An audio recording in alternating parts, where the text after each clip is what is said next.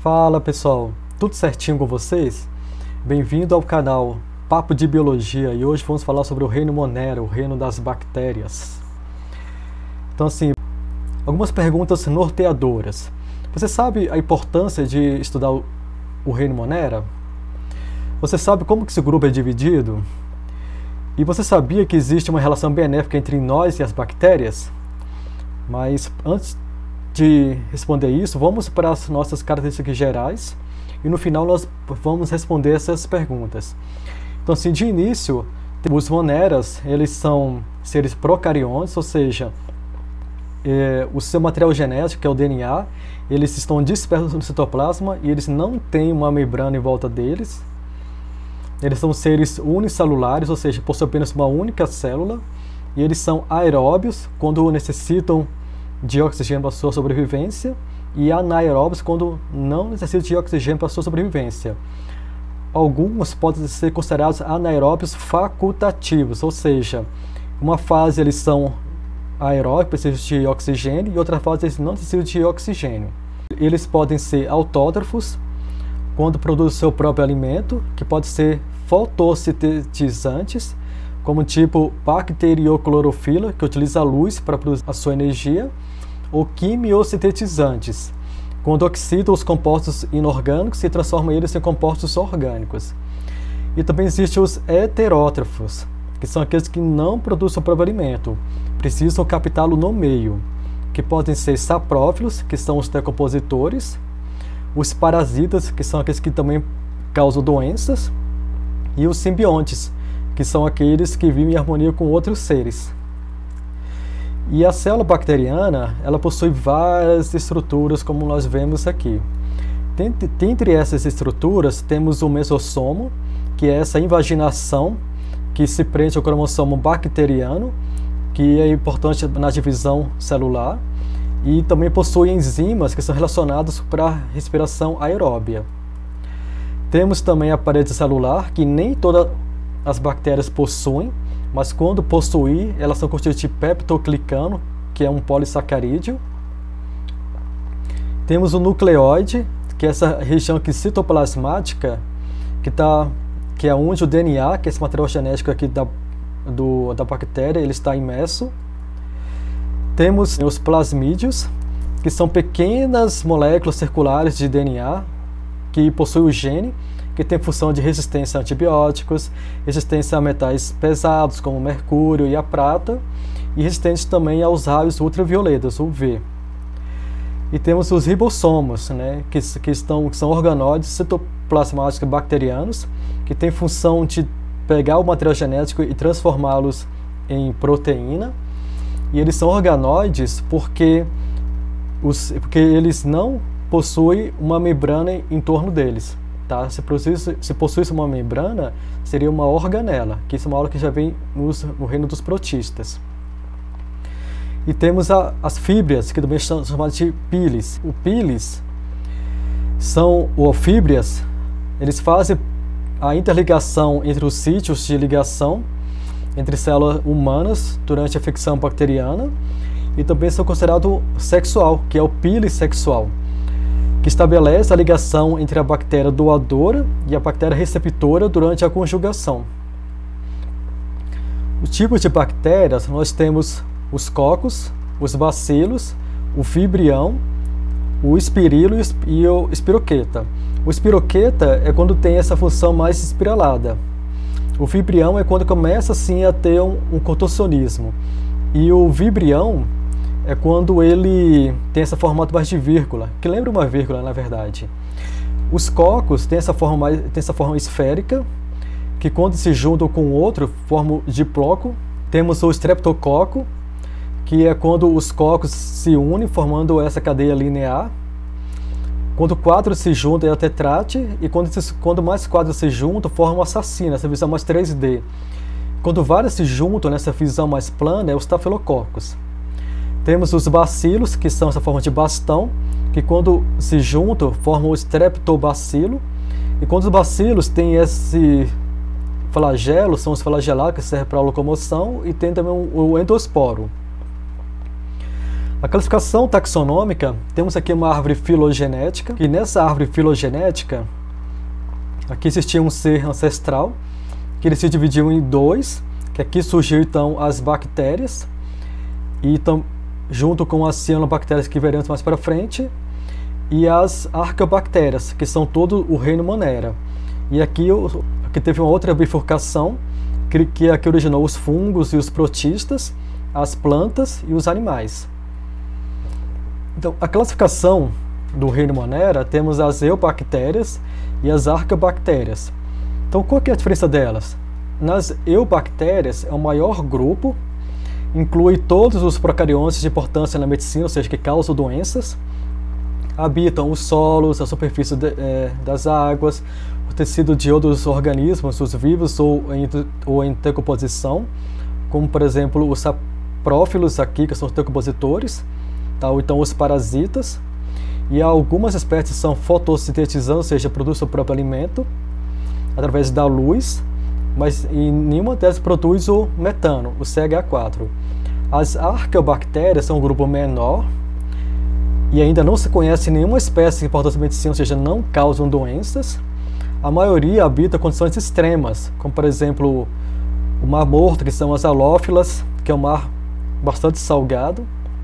As termoacidófilas, que também são conhecidas como sulfobactérias, que habitam locais com temperaturas muito elevadas, 60, 80 graus centígrados. E os metanogênicos, que vivem em pântanos, nos tubos digestórios de insetos e herbívoros. São espécies quimiosintetizantes, ou seja, que elas transformam a matéria inorgânica em matéria orgânica, e todos são produtores de metano, né, por redução do gás carbono, por isso que são também consideradas quimiosintetizantes.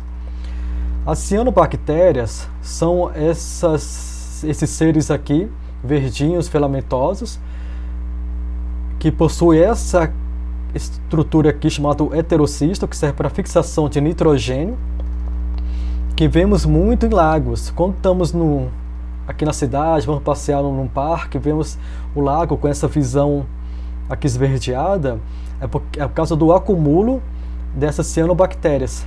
Tá? E essas cianobactérias, elas têm assim esse envoltório de mucilagem, que quando nós pegarmos no lago e esticarmos, vemos que parece uma mucilagem, né? Como se fosse uma gelatina. Nesses lagos, quando há uma deposição excessiva de lixo, principalmente esgoto, há uma alta concentração de nitrogênio e fósforo, que é alimento abundante para essas cianobactérias. E com isso, elas se reproduz de forma excessiva, dando essa característica aqui verde que nós vemos, né, e causando a eutrofização, que vai causar a diminuição do oxigênio na água, e com isso a morte de vários outros animais, como por exemplo os peixes. Tá? Então cuidado com a deposição de lixo, principalmente de esgoto, em lagos ou rios, para evitar isso. A reprodução dela pode ser de duas formas, a assexuada e assexuada. A assexuada ocorre por cisparidade, bipartição ou também conhecido como divisão binária.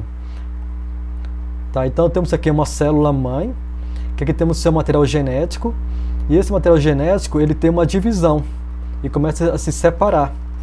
E aqui temos a parede celular, e aqui a formação da membrana plasmática de um e de outro. Há então essa separação dessas duas membranas aqui plasmáticas, e depois a separação da parede celular, transformando em duas células que são idênticas à célula mãe, ou seja, células clones. E temos também a esporulação, que é uma dormência. Então temos aqui a bactéria, que ela tem uma divisão do seu material genético, e esse material genético ele vai indo aqui para o canto e vai tendo um envoltório, tá? Uma membrana e depois uma parede celular. E depois ele é expulso, ele é expelido, e essa parte que sobrou, ela é decomposta, tá? Ela é perdida. Tá? Então isso é o processo de esporulação. A reprodução sexuada ela ocorre porque tem uma transferência de material genético. E esse material genético são os plasmídios, né, de uma bactéria doadora para uma outra bactéria, através da pile sexual que nós falamos lá atrás. Então temos aqui duas células bacterianas, tá? Uma aqui com seus plasmídeos e a outra aqui no caso sem plasmídio. Então elas se aproximam a essa formação da pile sexual e com isso a transferência então do material genético, que é o plasmídio no caso, para outra, e depois elas se separam. Então isso também é chamado de conjugação, tá? E essa então é a reprodução sexuada. Então assim, existe a reprodução sexuada e assexuada. Então para ter as duas, então existem vantagens e desvantagens. A vantagem da reprodução assexuada é que há uma formação de clones, todos podem originar descendentes, há uma rápida produção de descendentes com baixo dispêndio de energia e os processos estão associados à divisão celular por mitose. Em contrapartida, assim, como desvantagem, a diversidade do indivíduo é nula, praticamente não existe.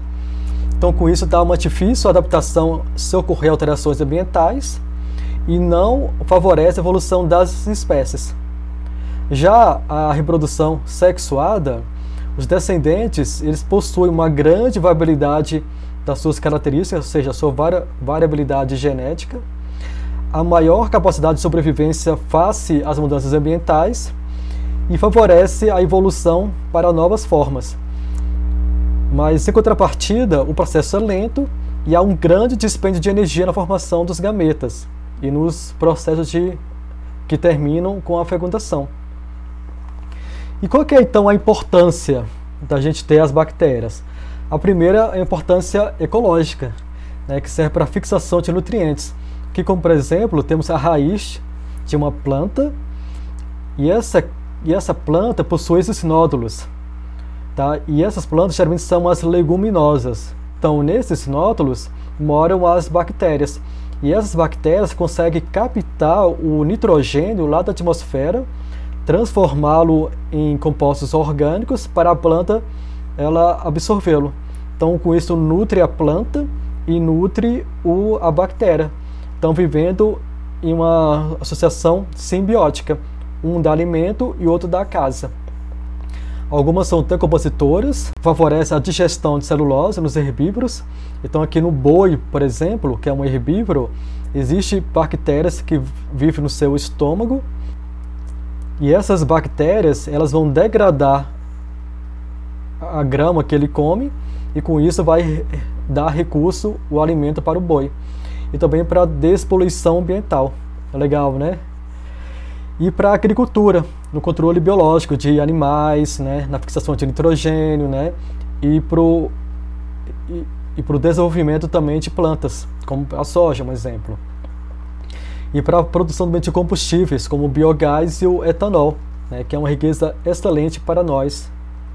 E também a importância da saúde, na produção de insulina, para o pessoal que tem diabetes, a produção de remédios, e para conhecer os patógenos. Então existem as bactérias ruins, temos aqui a salmonela, por exemplo, que a gente fala muito nos jornais, e as boas, né, os lactobacilos que tem no Yakult, por exemplo, né, os streptococcus, entre outros.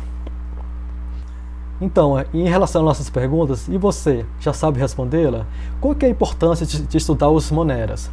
A primeira, então, é a biodiversidade, a ecologia, a saúde e a agricultura. E como que eles são classificados? Em bactérias e arqueobactérias. E qual que é a relação benéfica que tem entre nós e as bactérias? A digestão alimentar e monitoramento de outros patógenos que tem na nossa microbiota intestinal. Legal, né? Então,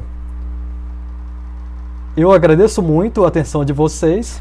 Espero que tenham curtido. Deixe um joinha, siga o canal e deixe aqui os seus comentários, tá? Até a próxima.